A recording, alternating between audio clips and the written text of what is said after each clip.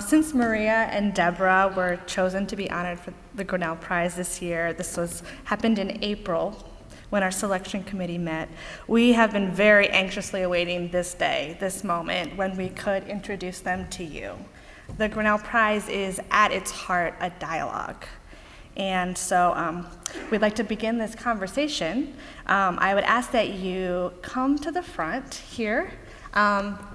Oh, there's light. Come to the microphone, make a line down the aisle to ask Maria and Deborah your questions. If you have thoughts, comments, now is the time to talk back to them and hear what they have to say. Please.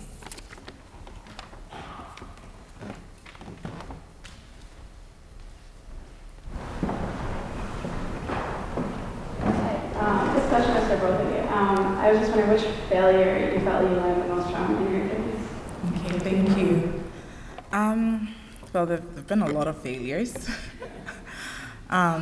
So like I said, I started this work and this organization in my second year as a college student, and I didn't know anything about anything then. But one thing I figured was, I don't need to know how to do anything. I just need to know how to problem solve. So I'm just going to pick one problem at a time and just solve it. For the very first competition, we said we were going to give 3 $800 prizes. At the time, I said that I had no idea where the money was going to come from. So I was like, I'll just figure that out when we get there. So we got there, and I needed to pay the prize money. So I went around to friends, and I'm like, okay, you need to bail me out here. Everybody needs to contribute. And eventually we got the money to do this. Well, this wasn't exactly a failure, but I think it demonstrates really just some of the just the grit and just like sheer, I don't want to call it stupidity, but like you really kind of have to go on a limb in so many ways, I think, to be successful at this kind of work at a very young age. The one failure, which really was a failure, that I think I've learned the most from was, again, from the very first competition. We launched it in July, and because I had to go back to school, I made the deadline, I think it was end of August or something, and you don't give people 1 month, to submit things to an award they've never heard about. So at the end of that first award, I think we had 12 entries from across an entire continent. So I was like, okay, well, this failed. And I really was ready to kind of just chalk it all up to good experience and move on back to school. But I was talking to an older friend, and she said, oh, how did your summer project go? And I was like, oh, it failed. She's like, why did it fail? I was like, oh, we didn't get enough entries. She said, why didn't you get enough entries? I said, oh, the deadline was short. She said, why was the deadline short? I was like, oh, I made the deadline short. She's like, well, why don't you just extend the deadline and then you wouldn't have failed? And I think that probably is the most important leadership and entrepreneurial lesson I've learned to date, is that you fail when you stop. And when I said, okay, well, I guess I'm not going to stop, I haven't failed, and I extended the deadline, we didn't fail. So in many ways, in this kind of work, we are the masters of the destiny of the organizations we are building and the causes that we are pushing. And if we don't stop, if we keep at it, taking it one problem at a time, regardless of whether we understand the problem or not, breaking it down and solving it, we really will we'll see some success. I think one of the big, if not failures, at least challenges for us has been, when I first came up with the idea, really the end goal was a medical interpreter certificate. Everything was designed to get women to the certificate. And at that point, I figured things would just kind of resolve themselves. With this new qualification for work that pays well, the women will be better off. But very quickly realized that that's not enough. And by listening to the women that had graduated, they needed a lot more support.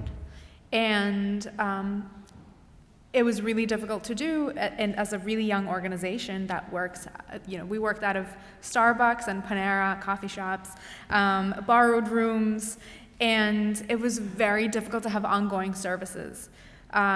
So we had to very quickly sort of admit that it's going to be a lot more expensive to do what we do well, but rather than expand to more and more women with kind of a shallower program, we need to make sure that we're keeping our promise to the women that we have already taken into the program, and really double down on career services after the certificate.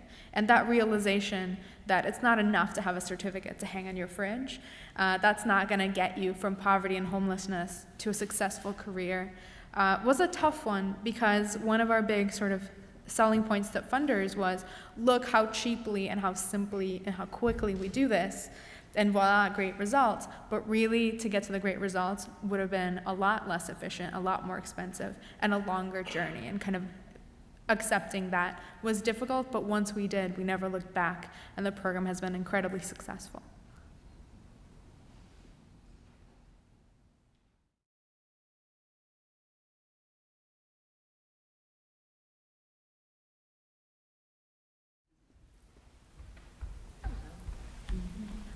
I was wondering if you could share a few of your top values and how those values have impacted some of your day-to-day decisions with your organization, and then also long-term decision-making as you're trying to move forward with what your goals are for the organization.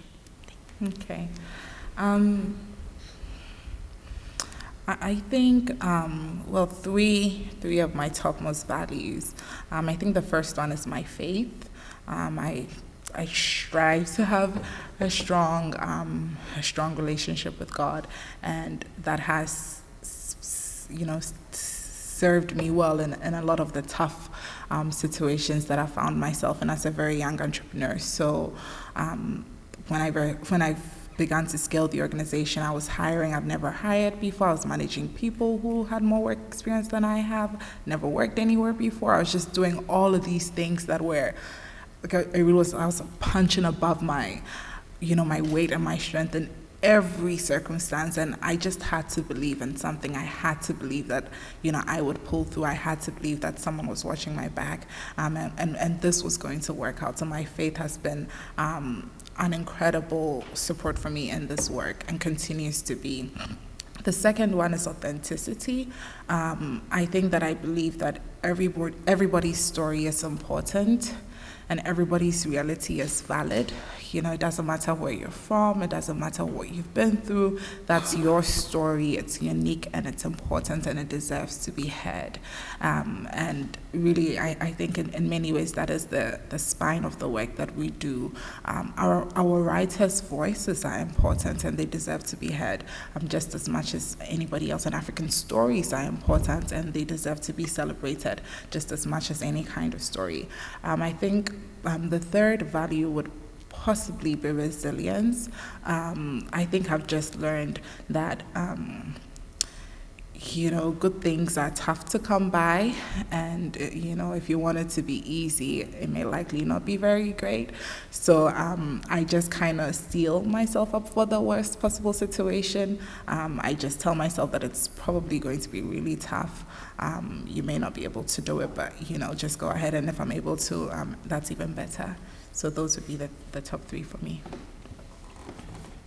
I think for me, one of the biggest values, or maybe even personality traits, is stubbornness, relentlessness, and not taking no for an answer. Probably as much, on principle as it's just, ingrained in me. It's one of those congenital things. And at the same time, being very stubborn works better if you're also very flexible, because that lets you, I really believe that nothing is impossible. It just might look a little bit different in the end, or there might be a different way to get to it. But sort of this optimism and flexibility combined with our relentlessness to keep going after what it is that I want. That's a value that's sort of personal to me, that has driven the work forward as fast as it has. And as an organization, one of our biggest values is always put the women that we serve first, which sounds intuitive, but at the same time it's really hard, because we serve multiple constituencies. There are the women, there are the patients that ultimately get served by them as interpreters, there are funders, there are community partners, there are volunteers, there are staff, everyone has slightly different needs. And with us, across the board, whether it's in program or in fundraising or in any part of the organization, the women come first.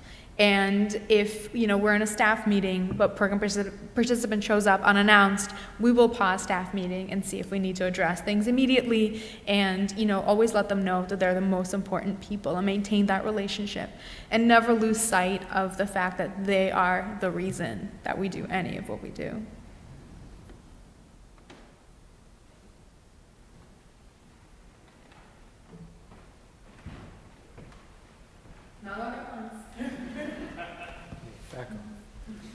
So, I want to fast forward 10 years from now, and you've been invited to come back to your 10-year anniversary of winning the Grinnell Prize. And you will be. I'm wondering if you can share a little bit about what you hope to report then about your respective organizations. I'm really hoping for there to be a found-in translation in every metropolis in the United States. So just like Boston, where we have a shortage of medical interpreters, and yet so many terrific candidates for medical interpreting jobs who just don't have the training or the money to get trained, to have something like that in every major city, and maybe even in this area here, somewhere in Iowa and Grinnell, maybe, eventually. I think in 10 years, fingers crossed, we would have discovered the African J.K. Rowling and the African Harry Potter, and that book will be in the Drake Community Library.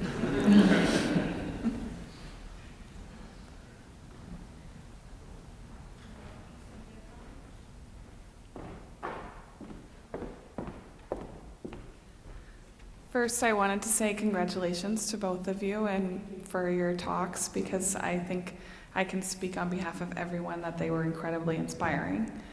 And one thing that I heard in both of your talks was a sentiment that you're bringing value to things that aren't valued, like immigrant languages, Somali being one example, or stories, maybe personal stories that have an oral history but not a written history. And I was wondering, as kindred spirits or a friendly community, how we might help you in that effort to bring value to things that are not valued. I haven't thought of my wish list yet. But I think for us, just growing our community, growing this big umbrella under which the Found in Translation family resides has tremendous value. And now you guys are part of the Found in Translation family. And I've spoken to so many of the faculty and students and other people involved in the Grinnell community over just the past couple of days, and found so many people with a real keen interest in some aspect of what we do, and learned so many new things. And I'm guessing so you guys have learned some new things too. And in interpreting, it's not just the work that we do that needs to be happening more community. We also need to have more conversation about language access, about interpreting, about healthcare, and all of these things that don't get a lot of attention. And if I might share an anecdote, there's a national interpreters organization that a couple of years ago was organizing a march on Washington. And they didn't really have a specific thing they were asking for, or, they were just marching. And they got some criticism saying, like, do you even know why you're marching? And they were like, no, trust us, awareness. And no one really took it seriously. But then when they actually did the march, they just walked around with signs saying, medical interpreting matters, it's a legally protected civil right, interpreters, and people would come up and say, in what? And those would be native speakers not knowing how to pronounce the word interpreter. They'd never heard of it. And they would say, wait, so you mean what about English? Oh, you teach ESL. And so many people just had never heard of anything like that, didn't understand that people who came to the hospital and didn't speak English needed language services or were entitled to them.